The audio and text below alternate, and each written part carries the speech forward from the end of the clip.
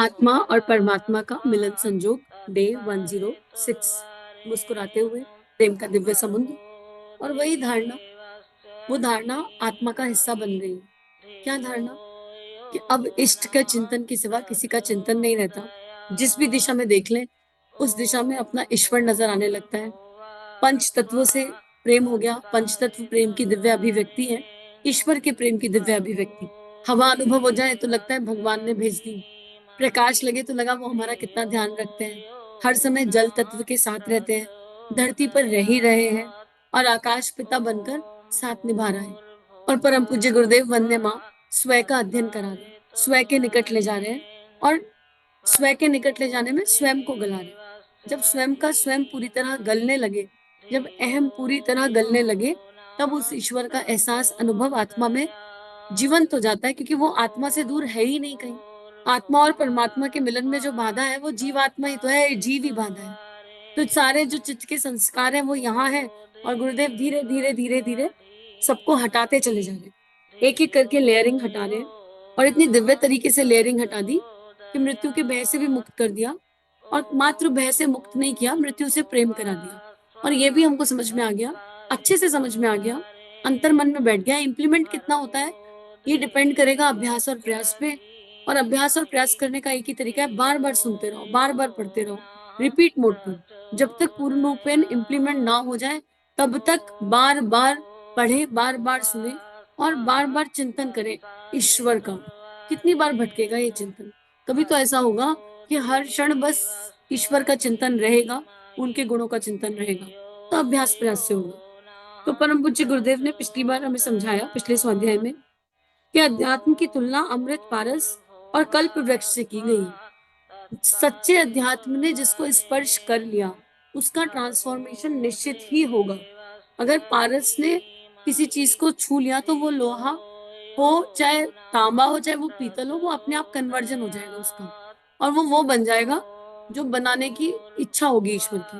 तो अगर परम पूज्य गुरुदेव वंदे माने देव शक्तियों ने अपने प्रेम से हमको स्पर्श कर लिया तो हमारा ट्रांसफॉर्मेशन निश्चित है, क्योंकि ये महाकाल का संकल्प है।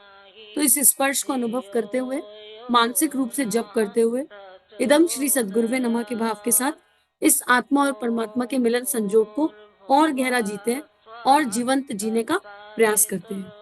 गुरुदेव लिख रहे थे कि हमको करना क्या है? हमको उस अध्यात्म को उगाना है, उसको संभालना है, उसको बढ़ाना है जो हमारा ट्रांसफॉर्मेशन कर दे। और क्योंकि ये ट्रांसफॉर्मेशन निश्चित है गुरु शरण में, इसलिए हमको अपने बहिरंग जीवन की ओर देखना है कि हम बहिरंग जीवन में क्या कर रहे हैं। क्या हम वो वही कर रहे हैं जो करने योग्य है, या हमारे विचार, चिंतन, भावनाएं उस दिशा जाती हैं जो ना हमको कंट्रीब्यूट करती, ना समाज को कंट्रीब्यूट करती, ना परिवार को कंट्रीब्यूट करती। देह भाव से भले ही कंट्रीब्यूट करती हो, टेम्परेरी कंट्रीब्यूशन भले ही हो, लेकिन परमानेंट कंट्रीब्यूशन नहीं दिखाई पड़ती। इसी में गुरुदेव लिखते हैं, कल्पना की ललक और लचक ही मानव जीवन का सबसे बड़ा आकर्षण है। कल्पना लोक में उड़ने और उड़ाने वाले ही कलाकार कहलाते हैं। सरसता नाम की जो अनुभूतियां हमें तरंगित, आकर्षित एवं उल्लासित करती हैं, उसका निवास कल्पना क्षेत्र में ही है। भावनाओं में ही आनंद का उद्गम है। आहार, निद्रा से लेकर इंद्रिय तृप्ति तक की सामान्य शारीरिक क्रियाएं भी मनोरम तब लगती हैं जब उनके साथ सुव्यवस्थित भाव कल्पना का तारतम्य जुड़ा हो, अन्यथा वे नीरस एवं भार स्वरूप क्रियाकलाप मात्र बनकर रह जाएंगी। उच्च कल्पनाएं अभावग्रस्त असमर्थ जीवन में भी आशाएं और उमंगे संचारित करती रहती हैं। संसार में जितना शरीर संपर्क से उत्पन्न सुख है, उससे लाख करोड़ गुना कल्पना, विचारना एवं भावना पर अवलंबित है। उस दिव्य संस्थान को सुव्यवस्थित करने पर परिस्थितियों के साथ ठीक तरह तालमेल बिठा लेने की पद्धति का नाम अध्यात्म है। इसलिए उसे कल्प वृक्ष भी कहते हैं। कितना दिव्य पैराग्राफ है। कल्पना, कल्प वृक्ष, कल्पना, कल्प वृक्ष। अब हम अपने जीवन को देखें, हमारा संपूर्ण जीवन कल्पनाओं के आधार पर ही तो चल रहा है। छोटी से छोटी चीज में हम कल्पना कर लेते हैं। अब बीइंग अ फीमेल ऐसे थॉट आ जाते हैं। मान लो छोले बनाने हैं, तो छोले भिगोने से पहले ही ये कल्पना हो जाती है कि छोलों का स्वाद कैसा होगा। ऑफिस का कोई प्रोजेक्ट बनाना है, ऑफिस का प्रोजेक्ट बनने से पहले ही, अभी पीपीटी खोली नहीं, पर बनने से पहले ही उसके परिणाम की कल्पना हो जाती है कि ये कितना अच्छा बनाना है, इसको कहाँ तक लेकर जाना है। यही कल्पनाएं नेगेटिव चली जाती हैं, यही कल्पनाएं पॉजिटिव हो सकती हैं। हर किसी के लिए हृदय में, मन में, विचारों में क्या है? मात्र कल्पना ही तो है। संतान ने जन्म लिया, जन्म लेते के साथ ही कल्पना हो गई, ये भविष्य में क्या करेगा, हमारे बुढ़ापे का सहारा, ऑफिसर बनेगा, देश का सिपाही बनेगा, अध्यात्म में जाएगा, पॉलिटिक्स में जाएगा, जाने जाने कहाँ कहाँ से जन्म ले रही है, पता ही नहीं चल रहा। पर हमारी कल्पना जब तक दैहिक भाव से जुड़ी हुई है, देह से जुड़ी हुई है, हमें संसार की ओर खींचती ले जा रही है। अपने जीवन के एक एक क्षण में देख लीजिए, क्या हम कल्पनाओं के आधार पर जीवन जी रहे हैं? इस पल में तो नहीं है। और फिर क्या है वो आने वाला पल? आने वाले पल की कल्पनाएं हैं। तो जो संसार की तरफ ले जाए वो कल्पना, और जो समाधि की ओर ले जाए वो धारणा, ऐसा कह सकते हैं। मान लेते हैं ऐसा थोड़ी देर के लिए। तो हमको कल्पना से गुरुदेव क्या कह रहे हैं कि इन कल्पनाओं को दिव्य कर दो, इन कल्पनाओं को दैवीय बना दो, इन कल्पनाओं को इतना उच्च स्तरीय कर दो कि ये कल्प वृक्ष बन जाए। क्या बुराई है ये सोचने में कि मेरा इष्ट हर समय मेरे साथ रहता है, मेरा ईश्वर हर पल मेरे अंतःकरण में प्रकाशित है। क्या बुराई है इस कल्पना में? पर अभ्यास इतना हो गया संसार का कि ये जानते हुए हम ये कल्पना भी कर ले, तो ये बुद्धि बीच में आ जाती है और कहती है ऐसे थोड़ा ना होता है कि ईश्वर हर समय साथ हो। मानती ही नहीं। बिल्कुल, मान भी लेना तो इसको इम्प्लीमेंट करने में बाधाएं आने लगती हैं। अब ये देखना है कि दैवीय कल्पनाओं के बीच में, दैवीय कल्पना जो हमारे ईश्वर से हमें जोड़ती हैं, उनके और हमारे बीच में बाधा क्या है? वो कौन-कौन से विचार हैं जो बाधा बन के प्रकट हो रहे हैं? क्या कारण है कि हम उन दैवीय कल्पनाओं को जीवंत नहीं जी पाते?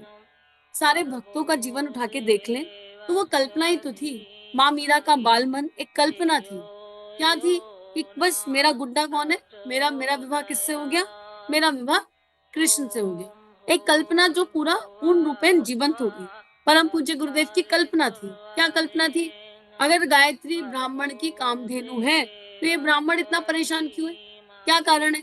चलो हम मान लेते हैं गायत्री ब्राह्मण की कामधेनु है और हम इस आधार पर जीवन जिएंगे। उस कल्पना को उन्होंने सजीव करके सिद्ध कर दिया कि हाँ, गायत्री ब्राह्मण की कामधेनु है। और ब्राह्मण कौन? ब्राह्मण जन्म से नहीं, ब्राह्मण वो जो ब्रह्म में, जिसका आचरण ब्रह्म में हो, जो हर समय उस परमात्मा का चिंतन करता हो। ब्राह्मण का अर्थ ही है हर समय ब्रह्म में विचरण करने वाला। बा से ब्रह्म, भालू वाला ब्रह्म नहीं, बा से ब्रह्मा वाला ब्रह्म, हर समय अपने इष्ट का चिंतन करने वाला। परम पूज्य गुरुदेव वंदे माँ के हृदय से, दिल से, दिमाग से, भावनाओं से, विचारणाओं से गायत्री माँ ओझल ही नहीं हुई उसके बाद कभी। हर पल, हर क्षण गायत्री माँ का चिंतन। और गायत्री माँ का दिव्य रूप स्वरूप क्या है? हाथ में कमंडल, उसमें जल, तो अमृत। धरती को देख लिया, उसमें ब्रह्मांड देख लिया। वेद, समस्त वेद परम पूज्य गुरुदेव के भीतर प्रकट हो गए, अपने आप प्रकाशित हो गए। गायत्री मंत्र, कौन से देवी देवता का उसमें निवास नहीं, सब कुछ ब्रह्मांड का सबसे दैवीय मंत्र जो सद्बुद्धि की ओर ले जा रहा है। तो वो कल्पना ही थी तो थी, जिसने मनोबल दे दिया, आत्मबल दे दिया।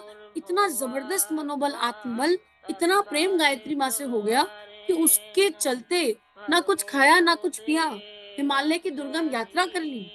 और शुरू के 3 साल तो मात्र जप किया, पर वो जप इतनी तन्मयता से किया, इतने दिल से किया, इतनी श्रद्धा विश्वास से किया कि दादा गुरुदेव आ गए।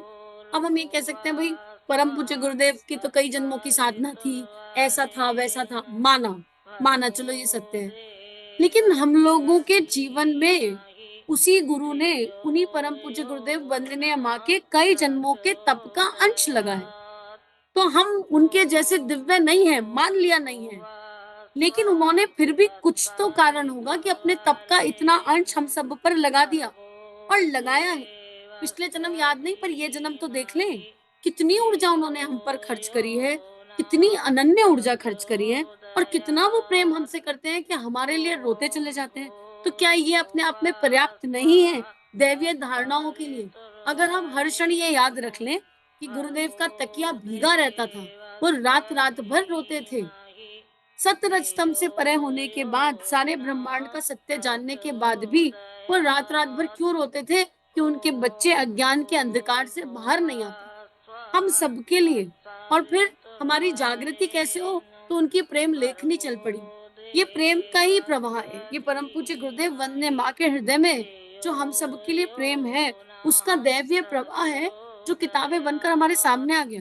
और on the top of that उसमें स्वाध्याय समझा रहे हैं गुरुदेव, आत्मा का अध्ययन इतनी बारीकी से करवा रहे हैं। ये सब क्या है? क्या ये प्रमाण नहीं है?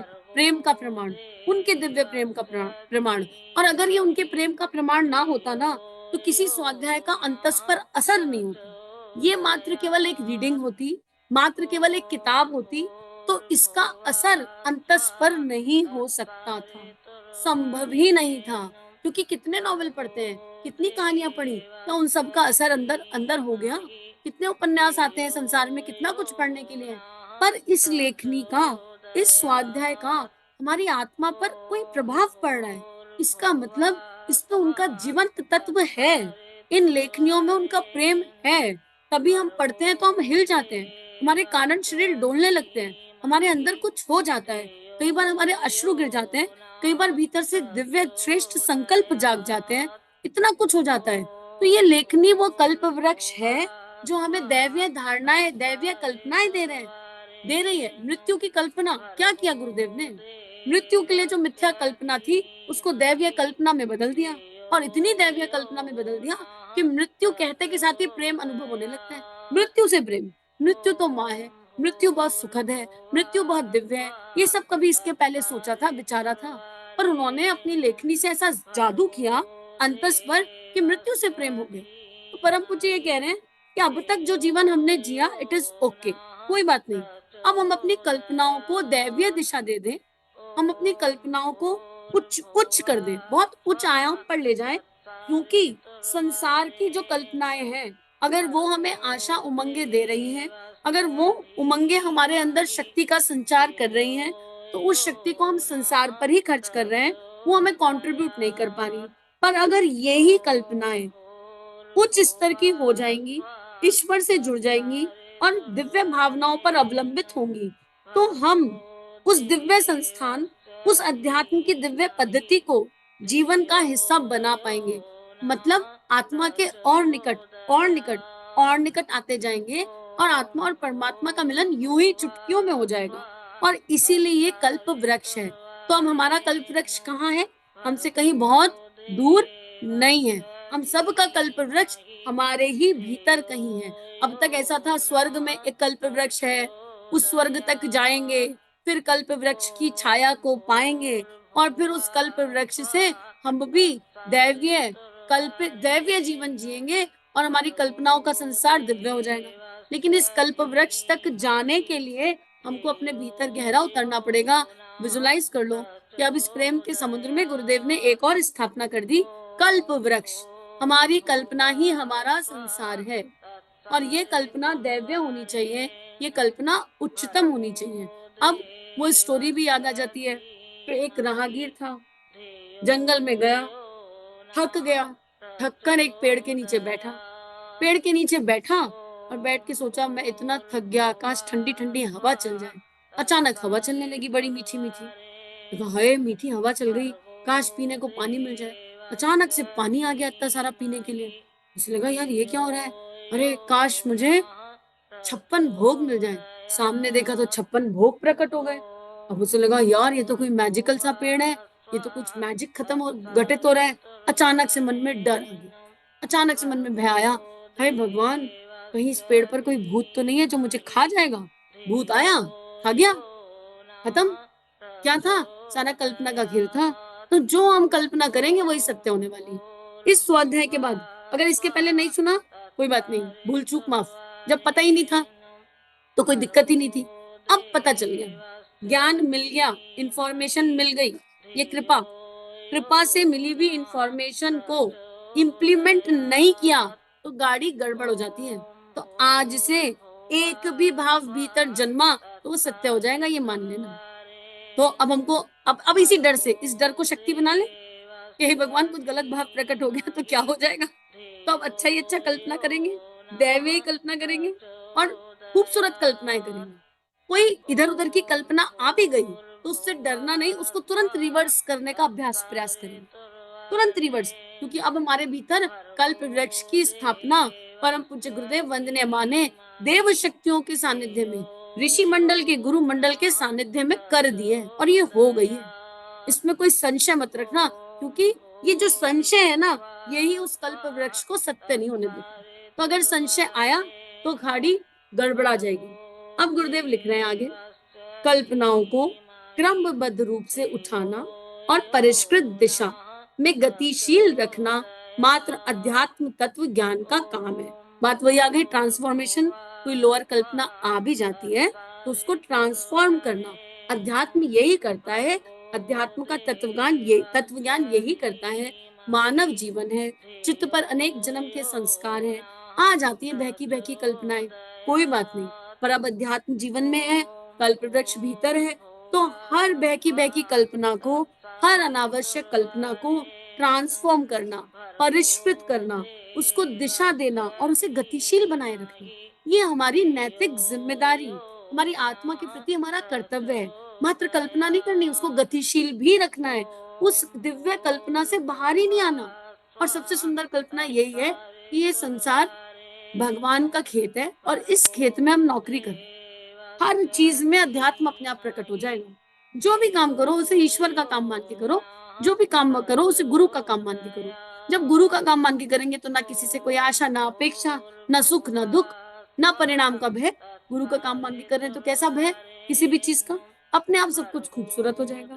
गुरुदेव आगे लिखते हैं, अगर ये नहीं किया, अगर अपनी कल्पनाओं को परिष्कृत नहीं रखा, तो वे अस्त व्यस्त दिशाओं में बिखर कर जी का जंजाल बनती हैं और अकारण शोक संताप का कारण बनती हैं। वासना और तृष्णा की आग में सारा संसार जल रहा है। असंतोष और उद्वेग ने मना क्षेत्र में शमशान जैसी विभस्त परिस्थिति उत्पन्न कर रखी है। असंतोष और उद्वेग ने मना क्षेत्र में शमशान, कंपैरिजन देखो किससे है? शमशान से। अपने भीतर ही हमने अपनी आत्मा को अग्नि दे दी। किसकी? तृष्णा और वासनाओं की अग्नि में अपनी आत्मा का हनन कर रहे हैं, उसको जलाए चले जा रहे हैं। मिथ्या क्यों जला रहे हैं? सारा सत्य तो सामने है, लेकिन फिर भी जला रहे हैं। और वो शमशान जैसी विभस्त परिस्थिति हमें सुसाइड तक ले जाती है। जाने हमसे कितने अनुचित कर्म करवा बैठती है, हमको समझ ही नहीं आता।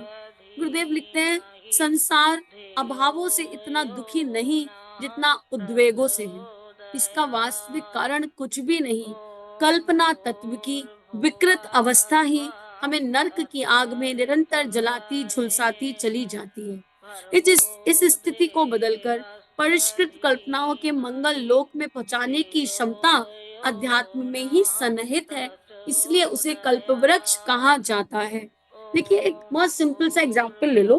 आपके घर से कोई ऑफिस गया या कोई ऑफिस से घर आने वाला है, एक टाइमिंग ले लेते हैं। या बच्चा स्कूल की बस में बैठा है, स्कूल की बस से घर आने वाला है। ऑफिस से घर आने का टाइम 7 बजे का है, लेकिन 8:30 बज गए, अभी तक आए नहीं और फोन नहीं उठ रहा। बच्चे की स्कूल बस 2:30 बजे आनी थी, पर 3:30 बज गए, अभी तक आई नहीं और कहीं पे फोन पे कांटेक्ट नहीं हो रहा। अब क्या होता है? ये कल्पना का वृक्ष क्या करता है, इसे बताने की आवश्यकता है? क्या करते हैं हम, क्या सोच लेते हैं? इस 1.5 घंटे के पीरियड में हम जितनी दुनिया की अनहोनियां है ना, वो सब सोच लेते हैं। काहे को? क्यों? क्यों हम अच्छा नहीं सोच पाते? क्यों हमारी कल्पनाएं नेगेटिव दिशा में ही जाती हैं? हमें अपना कर्तव्य कर्म करना है, हमको आइडेंटिफाई करना है, हमको निश्चित रूप से पता करना है कि अगर स्कूल की बस 1 घंटा लेट हो गई तो क्या कारण है। अगर ऑफिस से आने वाले का समय 7 बजे का था और वो निकल चुका और 8:30 बज गए और नहीं आया, तो उसका कारण क्या है? हमको निश्चित जानने की आवश्यकता है। हमें कर्तव्य कर्म करना है, लेकिन आत्म तत्व में स्थित होकर करना है। हमारे सारे कर्तव्य भय से जन्मे होते हैं और उस भय में बेकार की कल्पनाएं छुपी होती हैं और जाने क्या क्या सोच लेते हैं। एंजाइटी, स्ट्रेस, डिप्रेशन, सब कुछ उस पल में हो जाएगा और वो ब्लास्ट कहाँ होता है? वो ब्लास्ट होता है फिर संसार में। स्कूल वालों को गाली, बस वाले को गाली, ऑफिस से जो निकला जो आपका साथी है जिसकी चिंता में आपने 1.5 घंटा खराब किया, एक्स वाई जेड, उसके आने के बाद उस पर भी ब्लास्ट हो गए। नए कर्मों की खेती, केवल क्यों? कल्पना क्षेत्र। हाय, हम इतना डर गए थे। तो आपसे किसने कहा था डरने के लिए? कौन था? आपके भीतर बैठा हुआ वो भूत, आपके भीतर बैठी हुई वो अशांति, तृप्तियां, वो वासनाएं, वो तृष्णाएं, उन्होंने, वो आपके भीतर था सब कुछ। सामने वाले ने कहा था क्या मेरे लिए डर जाओ, मेरे लिए अनहोनी कल्पना कर लो और फिर आके मुझे गाली गलौज करो, मुझ पर चिल्लाओ? क्या कारण था? हमने सब कुछ तहस नहस कर दिया, मात्र कि हम निडर नहीं हो पाए, मात्र इसलिए कि हम अच्छा और दैवीय नहीं सोच पाए। अरे, इससे तो हम एक दैवीय कल्पना करें अपना कर्म करते हुए। हाँ, ठीक है, बच्चा है, स्कूल की बस है, बहुत सारे बच्चों को छोड़ना होता है, होगा कोई कारण, चलो एनर्जी भेजते हैं, उस बस को कवच भेजते हैं, गायत्री मंत्र करते हैं, राधा-राधा करते हैं, राम-राम करते हैं, सारे बच्चों को संरक्षण देते हैं जो बस में बैठे हैं और साथ-साथ कर्तव्य कर्म करते हैं। घर बैठे फ़ोन नहीं मिल रहा, उठाते हैं अपना व्हीकल, स्कूल तक चले जाते हैं, ज़्यादा रेस्टलेसनेस है तो। उस गाड़ी को कवच देते हैं, रास्ते में ट्रैफिक होगा, ट्रैफिक की को एनर्जी भेज देते हैं, कितने लोग दुखी होंगे। हम ये भी तो कर सकते हैं। उस कर्म करते-करते भी हम दैवीय कल्पनाएँ कर सकते हैं, हम अच्छा सोच सकते हैं, हम उच्च सोच सकते हैं, पर हम क्यों नहीं सोच पा रहे हैं? ये हमको जानना होगा अपने भीतर। और मूल में क्या मिलेगा? भय। मूल में क्या मिलेगा? Fear, fear of losing loved ones, हमारे अपनों को कुछ हो ना जाए, मोह आसक्ति से जन्मा और अब हमें गुरुदेव भय से बाहर ले आए। तो जो सच्ची-सच्ची पूर्ण रूपेण मृत्यु के भय से बाहर आ गया या हर तरह के भय से बाहर आ गया, उसको दैवीय कल्पनाएँ करने में कोई बाधा हो ही नहीं सकती। तो आज हम एक होमवर्क कर लें, हम ये होमवर्क करें कि हम अपनी दिन भर की कल्पनाओं की कॉपी जाँचें, कि कैसी-कैसी कल्पनाएँ आती हैं अंदर और आ रही हैं तो हम उनको ट्रांसफ़ॉर्म कर पा रहे हैं कि नहीं? नहीं कर पा रहे तो क्या कारण है ना कर पाने का? उस कारण को जड़ से हटाकर फेंकेंगे, अंदर से, बिल्कुल खरपतवार नहीं, बिल्कुल गहराई में उतरकर जड़ से हटाकर उसे उखाड़ के फेंक देंगे आज। क्यों फेंकेंगे? क्योंकि परम पूज्य गुरुदेव वंदे माँ की, गुरु मंडल की, देव मंडल की अनन्य ऊर्जा लगी, अनन्य ऊर्जा। और ये एज़ अ शिष्य, अगर हम इसको सुन रहे हैं, हम एज़ अ शिष्य भी नहीं सुन रहे ना, पर अगर हम इसको सुन रहे हैं तो कोई है जो हमारा दरवाज़ा खटखटा रहा है और कोई है जो कह रहा है चलो दैवीय चिंतन करो। कोई है जो कह रहा है उच्च कल्पनाएँ करो, उच्च उड़ान भरो। कोई है जो हमारी बहुत फ़िक्र करता है, कोई है जो हमसे अनन्य प्रेम करता है और इतना प्रेम करता है जितना संसार में किसी ने नहीं किया। तो ये हमारी नैतिक ज़िम्मेदारी बन जाती है। देखो, होमवर्क बहुत सारे आ रहे हैं, करें तो हमारी मर्ज़ी, ना करें तो हमारी। ये मात्र सोचने से नहीं होगा, कॉपी पेन होना चाहिए, उस पर लिखना चाहिए, टिक मार्क्स होने चाहिए, चेकलिस्ट बननी चाहिए, तब ही ये स्वाध्याय का लाभ होगा। नहीं तो ये स्वाध्याय एक तरह की एक रीडिंग हो जाएगा, आत्मा का अध्ययन तो नहीं बन पाएगा। एक तरह से ऐसा हो जाएगा, हाँ, कुछ अच्छा सुना था, सुन लिया और बिखर गया, बिसरा गए, 4 दिन बाद याद भी नहीं रहने वाला। उसको स्वाध्याय नहीं कहते, उसको तो लिसनिंग कहते हैं। जैसे गाने सुन लेते हैं ना, ऐसे सुन लिया। स्वाध्याय कर रहे हैं अगर हम, स्वयं का अध्ययन कर रहे हैं, तो हमारे पास एक्शन प्लान होना चाहिए, नहीं तो स्वाध्याय का कोई पॉइंट ही नहीं है, कोई लाभ ही नहीं है। अपनी-अपनी कॉपी हमको खुद जाँचनी पड़ेगी, कोई नहीं हमारी कॉपी देख पाएगा और परमात्मा हमको एक गुरुकुल में बैठाकर आत्मा का ये दिव्य अध्ययन करा रहे हैं। तो अपने-अपने कल्प वृक्ष को इमेजिन करो, उस कल्प वृक्ष पर सुंदर-सुंदर कल्पनाएँ देखो। इस कल्प वृक्ष की नींव में गायत्री माता बैठी हैं, इसके तने में राधा जी हैं, राधा नाम बह रहा है, इसमें सारे देवी-देवताएँ ब्रांचेज़ के रूप में, सारे ब्रांचेज़, कहीं पर हनुमान जी हैं, कहीं पर शिव जी हैं, कहीं पर ईश्वर है, कहीं पर अल्लाह है, कहीं पर जीसस है। जो देखना है, कहीं पर विवेकानंद जी हैं, कहीं पर निवेदिता जी हैं, कहीं पर रामकृष्ण हैं, अलग-अलग ब्रांचेज़ में। इस कल्प वृक्ष में कहीं कुछ ऐसा है ही नहीं जो ना होने योग्य है, तो इसके फल कितने सुंदर होंगे, इसका परिणाम कितना सुंदर होगा। हमको मात्र करना क्या है यार, फल भी ऊपर से खुद गिर रहा है, बरस-बरस के गिर रहा है, इसे खा तो लें, इतना भी ना करेंगे क्या? और यहाँ तो मातृ शक्ति ऐसे बैठी है कि बालकों से खाया नहीं जा रहा, लाओ मैं ग्रास बना-बना के खिलाऊँ, खोल-खोल के मुँह में खिला रही है। कुछ बच्चे ज़िद्दी हैं, तो माँ क्या कर रही है, हाथ-पाँव पकड़ के जैसे दवाई पिलाते हैं ना, ऐसे पिला रही है। नहीं तुमको पीना ही होगा, नहीं तुमको पीना होगा। अब इसको उल्टी कर देंगे तो क्या करेंगे भगवान? वो माँ बार-बार पिलाएगी, कितनी बार उल्टी करोगे? कितनी बार? कितनी क्षमता है उल्टी करने की? हमारी क्षमता खत्म हो जाएगी पर गुरुदेव का प्रेम खत्म नहीं होने वाला। हमारी क्षमता खत्म हो जाएगी उल्टियाँ करने की, लेकिन गुरुदेव फिर भी पिलाते जाएँगे, पिलाते जाएँगे, पिलाते जाएँगे, तब तक पिलाएँगे तब तक पिलाएंगे जब तक हम वो ना हो जाएंगे जो उन्होंने चाहा है। ये महाकाल का संकल्प है, ये पूर्ण होगा ही होगा। और अगर हम इस स्वाध्याय को सुन रहे हैं, इस ऑडियो को सुन रहे हैं और इस किताब पर यहाँ तक आ गए, तो महाकाल ने हम में कुछ तो ऐसा देख लिया, कुछ ऐसा विशेष, कुछ ऐसा खास कि महाकाल हमारे से जो उन्हें करवाना है वो करवा कर ही रहेंगे, हम चाहें या ना चाहें। चॉइस नहीं है, चॉइस बिल्कुल भी नहीं है। तो एक पैराग्राफ थोड़ा सा और लेके और इसको पूर्ण करते हैं। गुरुदेव कह रहे हैं, अलंकारिक रूप से कल्प वृक्ष उस पेड़ का नाम है जिसके नीचे बैठकर हर कल्पना कामना को पूर्ण करने का अवसर मिल जाता है। मोटे अर्थ में जैसा कि कल्प वृक्ष को समझा जाता है, यदि उस तरह का अस्तित्व कहीं रहा होता तो सारे संसार की तबाही उत्पन्न हो जाती। सामान्य मनुष्य वासना, तृष्णा, द्वेष, दुर्भाव, लोभ, मोह का ही पुतला होता है और वे लिप्साएं ऐसी हैं जो कभी तृप्त नहीं होती। जितना मिलता जाता है उतनी ही बढ़ती जाती हैं। यदि कथित कल्प वृक्ष कहीं होता और ओछा मनुष्य कुछ घंटे के लिए भी उसके नीचे बैठ जाता तो सारी विश्व वसुधा को अपनी मुट्ठी में करके सबका सुख सौभाग्य छीन लेता और स्वयं निरंकुश स्वेच्छाचार बरतता। इसी से इस पृथ्वी पर कल्प वृक्ष नहीं और सामान्य मनुष्य उसका लाभ नहीं ले सकते। ये किसकी इमेजिनेशन है? असुरता की इमेजिनेशन है। असुर करते हैं ना, खूब खूब तप करते हैं, खूब जप करते हैं और फिर भगवान से वरदान मांगते हैं, फिर उन वरदानों से सबका सबका हैप्पी बर्थडे कर देते हैं। अपना भी करते हैं, अपना भी नुकसान करते हैं और समाज का भी नुकसान करते हैं। तो हम देख लेंगे हम कौन सी श्रेणी में है। हमारे पास कल्प वृक्ष आ जाए तो हम क्या करेंगे? इसलिए कहते हैं कि कल्प वृक्ष स्वर्ग में है जहाँ देवता रहते हैं। और हमारी यात्रा क्या है? हमारे को गुरुदेव क्या बनाना चाहते हैं? देवता, अर्थात जो देने वाला हो। तो देवताओं की कल्पनाएं, भावनाएं उच्च स्तर की होती हैं, उत्कृष्ट होती हैं। वे अपने लिए नहीं दूसरों के लिए सब कुछ चाहते हैं, इसलिए उनकी कामना पूर्ति सबके लिए श्रेय और संतोष उत्पन्न करने का कारण बनती है। ऐसे ही लोगों के बीच कल्प वृक्ष की कुछ उपयोगिता भी थी, सो ईश्वर ने ठीक किया कि उसे यथास्थान आरोपित कर दिया। तो कल्प वृक्ष स्वर्ग में, और स्वर्ग का है हमारे भीतर। अगर हम जीवंत और जागृत हो जाए तो हम देवता बन जाएंगे, क्योंकि गुरु हमें बनाना चाहते हैं। हाँ, अगर हमारी चाह देवता बनने की है तो कभी भी नहीं बनेंगे। अगर हमारी चाह है कि हमको देवता बनना है और पूरी धरती पर शासन करना है, फलाना करना है, ढिमाका करना है, तो भूल जाओ, फिर नहीं होने वाला। लेकिन क्योंकि गुरुदेव का संकल्प है, गुरुदेव हमें देवता बनाना चाहते हैं, और देवता बनने के लिए हमें भय मुक्त होना पड़ेगा, अहम मुक्त होना पड़ेगा, विकारों से मुक्त होना पड़ेगा। और वो ही प्रोसेस है, ये वही प्रोसेस कंटिन्यू चल रहा है। तो चलो इस प्रोसेस को पूरा जीवंत जीते हैं। जितना जितना गहरा जी लिया जिसने, उतना उतना देवता वो बन गया, उसी अंश में वो उतना देवता बन गया। और देवता बनने के बाद देवता बनने का एहसास नहीं होता, और कल्पवृक्ष हमारे ही भीतर प्रकट हो गया। तो अब देख लेते हैं हमारे कल्पवृक्ष की क्या स्थिति है।